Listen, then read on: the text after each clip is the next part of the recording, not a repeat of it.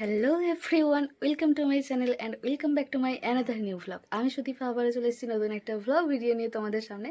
আশা করি তোমরা সবাই খুব খুব ভালো আছো। আর আমি আজকে ভালো আছি। কয়েকদিন আগে অবধি হয়তো ভালো ছিলাম না, বাট আজকে আই এম ভেরি হ্যাপি। কারণ কালকের ভ্লগেই তোমরা জানতে পেরেছো যে কেন আমি এতটা খুশি বা এতটা হ্যাপি, বা যাই হোক, যাই কারণ বলো না কেন। তো আজকেও আমি অনেক সকাল সকাল উঠে পড়েছি, কালকের থেকেও আরও আগে। আজকে প্রায় 6:30টার সময় উঠে গেছি, ঠিক আছে।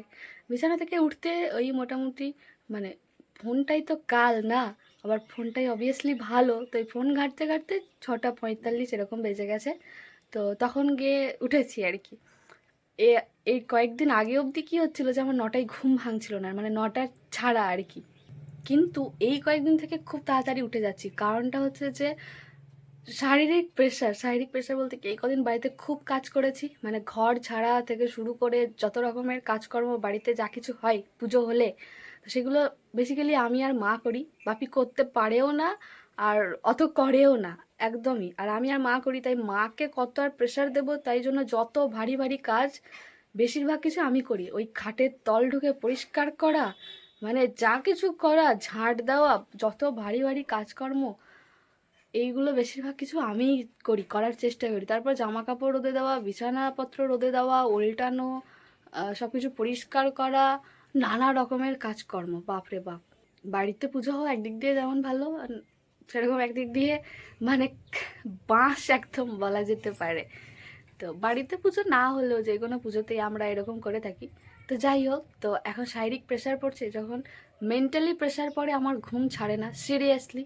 মানে আমার কয়েকদিন আগে অবধি প্রচুর রকমের মেন্টালি প্রেশার ছিল। কয়েকদিন বলতে 3-4 দিন আগে অবধি আমি 9টা 9:30 ছাড়া উঠতে পারছিলাম না, বাট এই 3-4 দিন থেকে খুব তাড়াতাড়ি উঠে যাচ্ছি আর ঘুমাচ্ছিও খুব তাড়াতাড়ি। মানে মেন্টালি প্রেশার যখন থাকে ঘুম আসতে চায় না, তাও আমি 11:30টার মধ্যে ঘুমিয়ে যাই। কিন্তু এখন আমি 10:30টার আগে ঘুমিয়ে যাচ্ছি, কারণ এত শরীরে ব্যথা যন্ত্রণা, ঘাড়ে মালিশ লাগিয়ে ঘুমাতে হচ্ছে, কোমরে বালিশ নিয়ে, পায়ে বালিশ নিয়ে ঘুমাতে হচ্ছে, কারণ এত ব্যথা শরীরে। এত রকমের কাজকর্ম মানে সারা বছর ধরে তো করি না, তাই অত অভ্যেস থাকে না। তো যাই হোক, সেই জন্য তাড়াতাড়ি ঘুমিয়ে যাচ্ছি। আর শরীরের ব্যথা বেদনা বেশিক্ষণ তো থাকে না, তাই তাড়াতাড়ি সেই সবগুলো উপশম হয়ে যাচ্ছে ঘুমের কারণে, আর উঠেও যেতে পারছি। আর বাড়িতে পুজো, আর চেষ্টাও করছিলাম যে তাড়াতাড়ি ঘুম থেকে ওঠার, কারণ অত দেরি অবধি ঘুম থেকে খুব বিরক্তিকর একটা ব্যাপার। তাও কিছু কারণে আমি চাইলেও উঠতে পারি না, মানে ওটা মেন্টালি প্রেশারের জন্যই আমার মস্তিষ্ক প্রচণ্ড রকমের টায়ার্ড হয়ে থাকে, তাই জন্য আর কি। যাই হোক, প্রচুর বকবক করছি, আজকে কারেন্টও নেই, ঘেমে যাচ্ছি।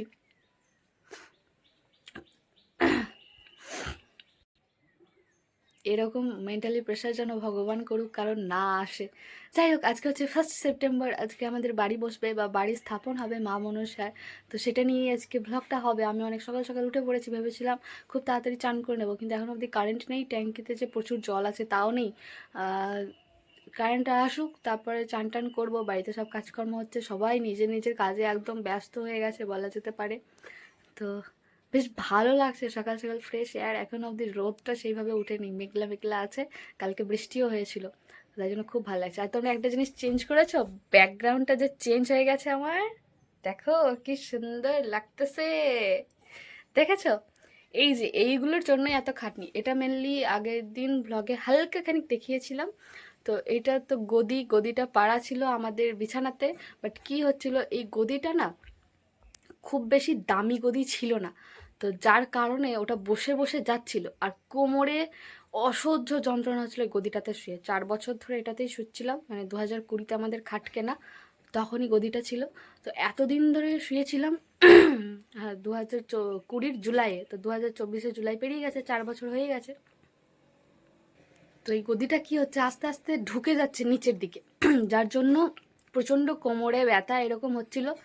তো কবে থেকে তোলার জন্য এর পায়ে ওর পায়ে তেল দিয়ে বেড়াচ্ছিলাম, মানে মা বলছিল আর কি। তারপর বললাম ছাড়ো তো এসব ফালতু লোককে, নিজেই করব চলো। কালকে ওই জন্য খাটের তলায়, মানে ডিভান তো আমাদের খাটটা, তো তার তলায় যা কিছু ভরা ছিল সেই সব কিছু বের করে খাটটা টেনে, আমি আর মা দুজনে মিলেই টেনেছি খাটটা টেনে। তারপর এই গদিটাকে পরশুদিন রোদে দিয়েছিলাম, রোদে দিয়ে শুকিয়ে ভালো করে এই যে কভারটা পরানো আছে, আসলে যে প্যাকেটটা থাকে গদি, সে প্যাকেটটা ছিঁড়ে গেছিলো, ওই জন্য মাই কাভারটা করেছিল যাতে অতটাও নোংরা না হয়, ধুলো না বসে, তাই জন্য তো কাভারটাকে পরিষ্কার করে আবার পরিয়ে তাকে পেছনে এরকমভাবে রেখে দিয়েছি। ঘরে খুব একটা রাখার জায়গা নেই, তাই জন্য যাই হোক, এখন কোমরটা বাঁচবে, কিন্তু খাটটা প্রচণ্ড নিচু হয়ে গেছে কাঁথা পাড়াতে, মানে কেমন একটা যেন লাগছে, শক্ত শক্ত। এতদিন নরম গদিতে শুয়ে এসেছি তো। যাই হোক, কোমরে ব্যথা থেকে উপশম পেয়েছি, এই অনেক।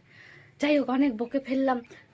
আজকের ব্লগটা একটু তো বড় হবেই, তোমরা দেখো, আশা করি তোমাদের ভালো লাগবে। আর যারা যারা আমার আগের বছরের পুজো দেখেছো তারা নিশ্চয়ই আবারও দেখবে, তাদের আবারও ভালো লাগবে। তো সব কিছু তুলে ধরার চেষ্টা করব, কি হয় কি না হয়। আজকে ওই যে বললাম বাড়ি বসবে বা বাড়ি স্থাপন হবে, সেই জিনিসটা কি পুরোটাই তোমাদের সঙ্গে বলবো। তবে এখন তো সকাল, পুজো শুরু হতে অনেক দেরি হবে, টাইম আছে একটাই, একটাই বাড়ি স্থাপন হবে, মানে ওরকম একটা টাইম আছে, তো সেই সময়েই হবে। তার আগে পুজোর জোগাড় যন্ত্র সব কিছু শুরু হবে, আমরা আরও অনেক কিছু করব, সেই সমস্ত কিছু দেখাবো। তোমরা অবশ্যই দেখতে থাকো ব্লগটা, আশা করি তোমাদের খুব খুব ভালো লাগবে। চলো, আর ইন্ট্রো দেবো না, অনেক হয়ে গেল বাজে বকবক। চলো, এরপরে কি হতে থাকে না হতে থাকে সেগুলো দেখাবো, তোমরাও কিন্তু দেখতে থেকো, অবশ্যই ভালো লাগবে। এখন বাজে হচ্ছে গিয়ে 7:30। আর আমি বলেইছিলাম যে প্রতিদিন সকালে উঠে আমি গাছগুলোকে দেখতে আসি, আজকেও তার ব্যতিক্রম নয়। এই দেখো, টেবিল গোলাপ গাছগুলো না এখনও ভালো করে ফোটেনি, বেলা বাড়ার সঙ্গে সঙ্গে যত রোদ পাই তত ভালো করে ফোটে, আর এই পর্তুলিকাগুলো ফুটে যায়। আজকে অবশ্য অপরাজিতা গাছে কোনো ফুল ফোটেনি। যাই হোক, ফুল তো ফুটেছে, ফুল দেখতেই সুন্দর লাগে। আর আমার অ্যালোভেরা গাছটা যে দিন দিন বাড়ছে, এতে যে আমি কত খুশি বলে বোঝাতে পারবো না। তারপর ওই ছাদ থেকে আমি একটু এই ছাদে গিয়েছিলাম, ওপর ছাদে। তো ওখানে বৃষ্টি তো পড়ছিল, আর আমাদের বাড়ির চারপাশের মাঠ ঘাট সব ডুবে গিয়েছিল, তো ওইটাই আমি ছাদে একবার দেখতে গিয়েছিলাম। ছাদে দেখতে গিয়ে দেখি এই ছাদে অপরাজিতা গাছে কত ফুল ফুটেছে, আর অপরাজিতা গাছটাও না কি সুন্দর হয়েছে। এই গাছটা অবশ্যই বৌমণি লাগিয়েছে, আর পাশের গাছটা কি যেন মরে গিয়েছে দেখছি। প্রচুর ফুল ফোটে এই গাছটাতে, একদম গাছ ভরে ভরে। আর চারপাশটা দেখো মেঘলা হয়ে আছে, সেদিন তো ভীষণ পরিমাণে বৃষ্টি হয়েছিল। আর একদম চারিদিক সবুজ গাছপালা, একদম সবুজে সবুজময়, আর পুকুর আর জমি পুরো মিশে গিয়েছে একদম এখন ওই সমান। মোটামুটি 12টার মতো বাজে, স্নান করে চলে এসেছি, এটা দেখে বোঝাই যাচ্ছে। আসলে চুলে স্নান করেছি, আর এইরকমভাবে করি কারণ ওই যে খোঁপা মতো করে, সেটা আমি করতে পারি না। এটা মাই করে দিত, আমি বলি যে এরকমভাবে করতে, তাহলে কি হবে না, তাড়াতাড়ি চুলের জলটা টেনে নেবে, এটা আমার মনে হয় আর কি, ব্যক্তিগত মতামত। যাই হোক, তো 12টা মতো বাজে, আমাদের 1টা থেকে পুজো স্টার্ট হওয়ার কথা। তো এবার আমি মন্দিরে যাব, বাপি বলেছে তাড়াতাড়ি যেতে, আলপনাটা দিয়ে দিতে। কোনোবারও আমি আলপনা দিইনি, এবার প্রথমবার দেব বা চেষ্টা করব, যাই হোক বলা যেতে পারে। আর ব্যাপারটা হচ্ছে, হ্যাঁ, এখন মা মনসাকে নতুন জামা কাপড় পরানো হচ্ছে, মানে ছিট পরানো হচ্ছে। তো সেইগুলো বাড়ি বসার দিন এই সমস্ত কিছু করতে হয়, যেহেতু সব নতুন হবে একদম, যা কিছু আছে বেদিতে, মানে সিংহাসনে নতুন ছিট পরা হয়, প্রত্যেকটা মাকে নতুন ছিট পরানো হয়।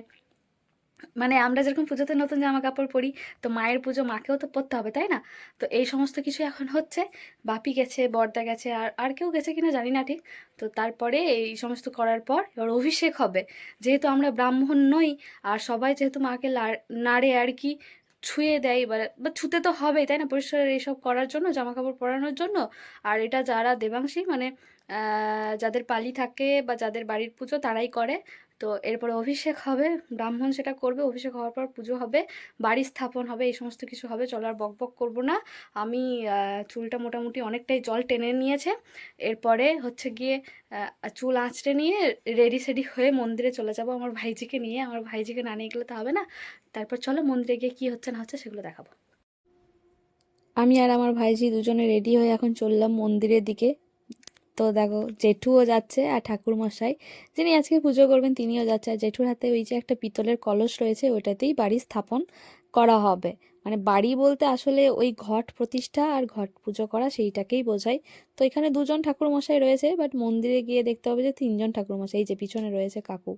তো তিনজন ঠাকুরমশাই বলতে এই যে যিনি নামাবলী গায়ে দিয়েছিলেন, তিনি আমাদের মন্দিরে নিত্য পূজা করেন। আর থলে হাতে যেই ঠাকুরমশাই রয়েছেন, তিনি এই বগার সময় পুজো, মানে আমাদের বাৎসরিক পুজো যখন হয়, এই কয়েকটা দিন পুজো বা যখন বড় সড়ো করে পুজো হয় মন্দিরে, তখন ওই পুজোগুলো উনি করেন।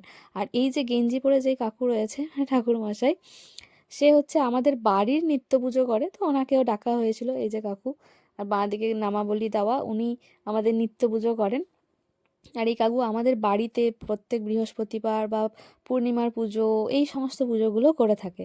বাপি, দুই ঠাকুরমশাই সবাই ফুল দিয়ে আর প্রত্যেক মাকে পৈতে দিয়ে সাজাচ্ছে। আর বাইরে সমস্ত যোগাড়যন্ত্র রেডি মাকে অভিষেকের জন্য, একদম যা কিছু লাগে, গোমূত্র, তারপর আরও যা যা কিছু, সেই সমস্ত কিছু রেডি করা হয়েছে। বাপি ফুল দিয়ে সাজাচ্ছিল আর ঠাকুরমশাইরা সবাই সাজাচ্ছিল পৈতে দিয়ে। আর আমি আর আমার মহারানী এখানে বসে বসে সমস্ত কিছু দেখছি। বেশ ভালো লাগে, আমার তো পুজো দেখতে ভীষণ ভালো লাগে। আমি একটা জাস্ট ছুতো খুঁজি। তারপর সমস্ত কিছু হয়ে গেলে বাপি এই জায়গাটাকে ভালো করে পরিষ্কার করে দিচ্ছে, এরপর পুজো হবে। এখানে আলপনা দেওয়া হবে। আমাকে তো বাপি বলেছিল আলপনা দিতে, ভেবেছিলাম আমিই আলপনা দেব, তারপর দেখলাম জেঠুমা দিয়ে দিল, আমাকে আর দিতে দিল না। যাই হোক, আমার আর আলপনা দেওয়া হলো না। তবে মাকে দেখো কি সুন্দর লাগছে, পুরো রূপ চেহারাই পাল্টে গিয়েছে। আর পুজোর দিন তো আরও সুন্দর লাগবে, কি অসম্ভব সুন্দর লাগছে। একদম পদ্ম ফুল দিয়ে সাজানো হয়েছে মা পদ্ম কমলাকে। তারপরে এই তো ধূপের ধুনো দেওয়া হয়েছে। এখানে দেখছি যে মন্দিরে আলপনা দেওয়া হয়েছে, আমাকে আর বললো দিতে হবে না। আমার খুব খারাপ লাগলো কথাটা শুনে, আমি আর একটু ভরাট করে দিতাম। যাই হোক, আর এদিকে দেখো ঠাকুর মশাই আবার একটু ঘুমিয়ে পড়েছেন দেখছি, এই সবে 1টা বাজছে, এবার পুজো শুরু হবে। আমরা তো মন্দিরে এসেছিলাম 12:30টায়। ঠাকুর মশাই বেচারা সারাদিন পুজো করে, উনি ক্লান্ত হয়ে দেখছি ঘুমিয়েই পড়েছেন। ঘুমে ঢলে পড়ে, ঘুম আসছিল ওনার আর কি, এরকম ব্যাপার। আর মহারানী এদিকে নেচে বেড়াচ্ছে, ঢং করে বেড়াচ্ছে। এই যে 1টা 10 বাজে, এইবার বাড়ি ভরতে যাবে। একটা তো নির্দিষ্ট সময় থাকে, সেই নির্দিষ্ট সময়ের মধ্যে করতে হয়। যেরকম বিয়ের লগ্ন থাকে, সেরকম এই পুজোগুলোরও একটা নির্দিষ্ট সময় থাকে। আবার বগার দিন মা মন্দিরে থেকে যে গ্রামে ঘোরার জন্য বেরোয়, সেটারও একটা নির্দিষ্ট সময় থাকে। মহারানীর দিকে নেচে নেচে পাগল হয়ে যাচ্ছে, কারণ স্বাভাবিক, এটা বাচ্চাদের এরকম মজাই হয়। চলো এবার বাড়ি আনতে যাওয়া হবে।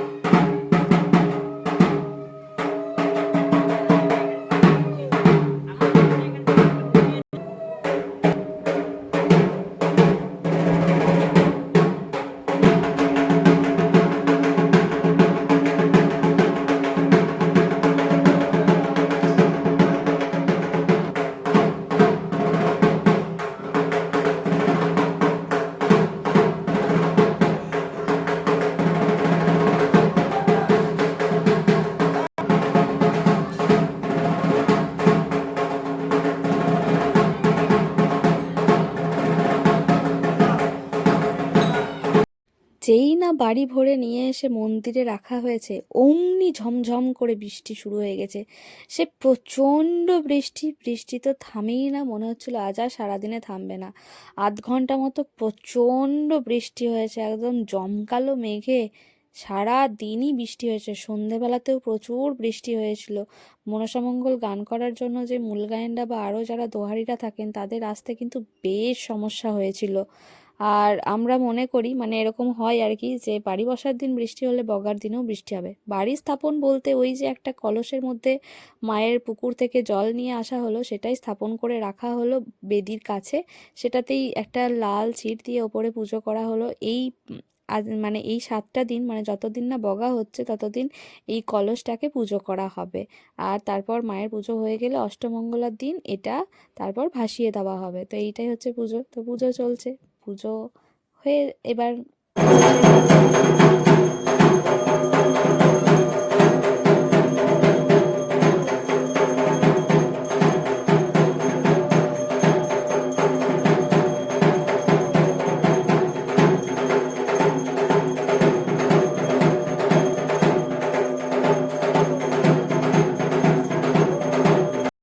পুজো হয়ে যাওয়ার পর সবাইকে এইদিকে প্রসাদ দেওয়া হচ্ছিল, আর আমি কিছুটা প্রসাদ একটা আহ, থালার মধ্যে নিয়ে বাড়ির দিকে চললাম। বাড়িতে যাই এবার গিয়ে প্রসাদ খেয়ে তারপর ভাত টাত খেয়ে নেব। এই তো আমার বড় পিসিমণিও চলে এসেছে। আর তারপর সারা দিনে আমি আর ভিডিও করিনি খাওয়া বা কোনো কিছু। তারপর একদম সন্ধেবেলায় ভিডিওটা করছি। আমি বৌমনি আমার মহারানী যাচ্ছি গান শুনতে। এই দিন থেকেই তো মনসামঙ্গল গান শুরু হয়, আর আমি প্রতিদিনই যাই সেই ছোটবেলা থেকে। আমার ভীষণ ভালো লাগে বাবা, কারণ এই মন্দির না গেলে আমার যেন কি অবস্থা। আমি তো ছোটবেলায় খুব তাড়াতাড়ি পড়াশুনো করে নিতাম যাতে তাড়াতাড়ি মন্দিরে যেতে পারি। তো এই তো মন্দিরে চলে এসেছি। দূর থেকে কি ভীষণ সুন্দর লাগছে দেখতে, তাই না? তবে এই বৃষ্টিটা হয়ে একদম মাটি হয়ে গিয়েছে, চারিদিক কাদা হয়ে গিয়েছে। আর বৃষ্টি হলে একদম প্যাঁচপেঁচে হয়ে যায়, সত্যিই ভালো লাগে না। তো প্রথম দিন লোকজন একটু কমই হয় গান শুনতে আসার, কারণ এরকম বলা হয় যে প্রথম দিন এলে তাকে নাকি প্রতিদিনই আসতে হয়। তো এই যে দুই পাশে দুই বৌদি দেখছি রয়েছে, আর এদিকে মাকে সন্ধেবেলা একটা দেখিয়ে দিই। বাপি এখানে প্রতিনিয়ত ধূপ সন্ধে ধুনো এই সমস্ত কিছু দিতেই থাকে, আর আসরেও নিয়ে যায় ধুনো মাঝে মধ্যে, এটা দিতে হয় অবশ্যই। আর চামর ছাড়া কিন্তু মনসামঙ্গল গান হয় না, সেই চামরটাকেও একবার করে ধুনোতে দিতে হয়। এই কাজটা বাপিই করে, আর এটা অবশ্যই ছাড়া কাপড়ে করতে হয়। ওই খাওয়া দাওয়া করে সেই জামা কাপড়ে কিন্তু একদমই করা যাবে না।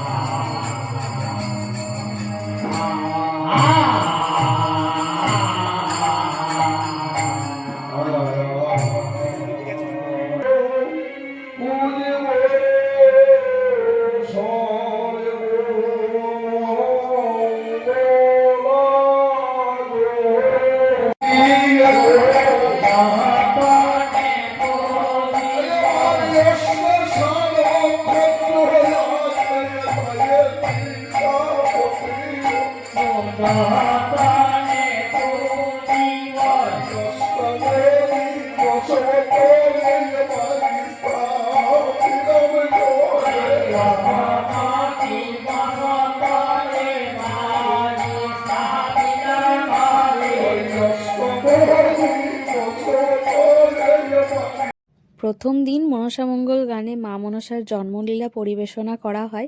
তারপর ধীরে ধীরে আরও অন্যান্য লীলাগুলো বলা হয়। যারা মনসামঙ্গল সম্পর্কে জানো তারা জানো। তো এই ছিল আজকের ভিডিও। দেখা হবে আবার বাড়ির পুজোর অন্যান্য ভ্লগগুলো নিয়ে।